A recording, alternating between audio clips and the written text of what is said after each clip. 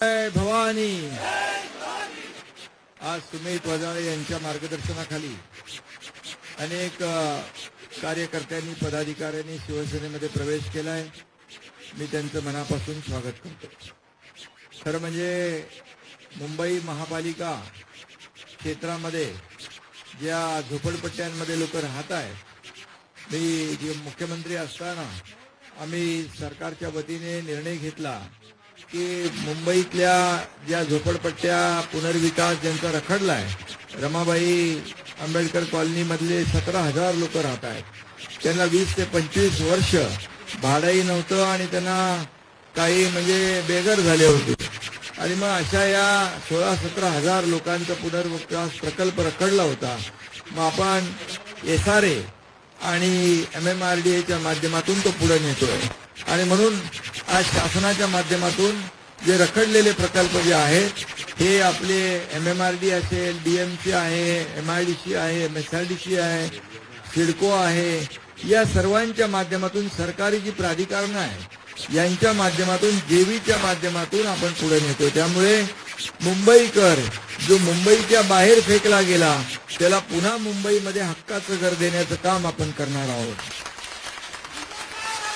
फक्त मुंबई महापालिकेची निवडणूक आली की मुंबईकरांची आठवण काही लोकांना येते। मुंबई महाराष्ट्रापासून तोडणार, मुंबई वेगळी करणार, हे जे काही जुनी कॅसेट आहे तीच सारखी फिरवण्याचं काम करतात, परंतु लोकांना खऱ्या अर्थाने घरं पाहिजे। आज जे रखडलेले प्रकल्प जे आहेत त्याला जबाबदार कोण आहे आणि म्हणून याच्या मुळाशी गेल्यानंतर हे सगळे रखडलेले प्रकल्प आता आपल्याला त्याला चालना द्यायची आहे। मी मुख्यमंत्री असताना त्याच्यावर निर्णय आपण घेतला। आता देवेंद्रजी आणि आमची टीम जी आहे ही सगळे जे रखडलेले प्रकल्प SRAचे, म्हाडाचे, हे आपल्या सरकारी जी आपल्या ज्या संस्था आहेत, जे प्राधिकरण आहेत, याच्या माध्यमातून आपल्याला त्याचा पुनर्विकास करायचा आहे आणि म्हणून या मुंबईमध्ये देखील जे काही झोपडपट्टी मुक्त मुंबई, जे आपल्या सर्वसामान्य लोकांचं जीवनमान, राहणीमान उंचावलं पाहिजे, ही सरकार म्हणून आपली जबाबदारी आहे। आता नगर विकास विभागाच्याच बरोबर गृहनिर्माण विभाग देखील माझ्याकडे आहे, त्यामुळे मी नक्की यामध्ये लक्ष घालतोय आणि जे लोक अनेक वर्षापासून 15-15, 20-20, 25-25 वर्ष रखडलेले जे प्रकल्प आहेत, जी लोक मुंबईच्या बाहेर इकडे वसई, नालासोपारा, इकडे बदलापूर पर्यंत गेले, यांना पुन्हा त्यांच्या हक्काच्या घरामध्ये आणण्याचं काम आपलं सरकार, महायुतीचं सरकार करणार आहे। आणि म्हणून महायुती आपल्याला या पुढच्या, मगाशी सुमितने सांगितलं की महायुती म्हणून आपण या मुंबईमध्ये जे काही प्रकल्प राबवणार आहे याचं नक्की मुंबईकर जे आहेत याला चांगला प्रतिसाद देतील आणि फक्त निवडणुकीपुरतं मुंबईकरांना फक्त जवळ करणं किंबहुना वोट बँक म्हणून मुंबईकरांना फक्त वापरून घेणं हे न करता मुंबईकरांच्या सुखदुःखामध्ये धावून जाण्याचं काम आपली शिवसेना करते। आपल्याला माहित आहे की मुंबईमध्ये खड्डेमुक्त मुंबई आपण करतोय। आज सगळीकडे सिमेंट कॉन्क्रीटचे रस्ते होत आहेत। पहिला टप्पा, दुसरा टप्पा होतोय, ब्युटिफिकेशनचं काम सुरू आहे। या ठिकाणी बाळासाहेब ठाकरे आपला दवाखाना आपण सुरू केलाय, कोस्टल हायवे सुरू केलाय, अटल सेतू सुरू केलाय।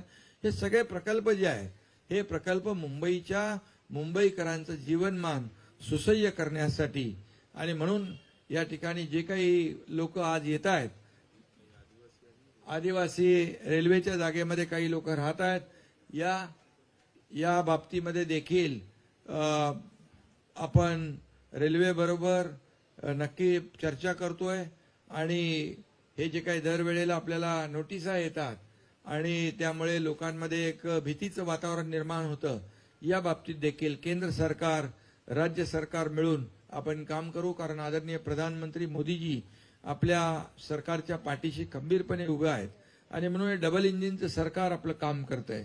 म्हणूनच आपल्या सगळ्यांनी जे 2.5 वर्षात आपण महायुतीने घेतलेले निर्णय, घेतलेले ऐतिहासिक निर्णय, मग लाडकी बहीण योजना असेल किंवा इतरही, लाडका भाऊ, लाडके शेतकरी, आज आपण मुंबईमध्ये मोठ्या प्रमाणावर जी विकास कामं करतोय, त्यामुळे झालेल्या विधानसभेच्या निवडणुकीमध्ये अतिशय मोठं बहुमत एक लँडस्लाईड मॅन्डेट दैदिप्यमान असं यश मिळालं आणि म्हणून आता आणखी आपल्याला या मुंबईच्या ज्या काही अडचणी आहेत या मुंबईच्या अडचणी दूर करायच्या आहेत. मुंबई स्वच्छ करायची आहे, सुंदर करायची आहे, खड्डेमुक्त करायची आहे, मुंबई प्रदूषण मुक्त करायची आहे, मुंबई ड्रग फ्री करायची आहे आणि मग हे सगळं जे आहे या मुंबईकरांसाठी आपल्याला करायचं आहे. आणि म्हणून तुम्ही जो विश्वास दाखवून या ठिकाणी आलेला आहात यासाठी मी सुमित वजाळे त्यांचे सर्व सहकारी यांचं मनापासून मी अभिनंदन करतो. आणि झोपडपट्टीमध्ये राहणारा माणूस सर्वसामान्य गरजू त्याचं जीवन बदललं पाहिजे यासाठी सुमित आपण काम करताय त्याबद्दल मनापासून आपल्याला धन्यवाद देतो.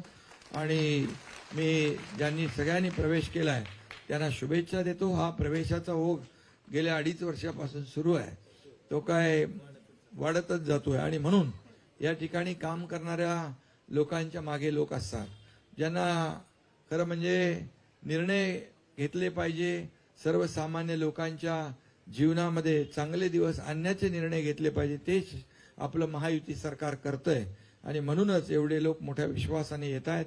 मी त्या सगळ्यांचं स्वागत करतो. पुन्हा एकदा आपल्या सगळ्यांना शुभेच्छा देतो. धन्यवाद. जय हिंद, जय महाराष्ट्र.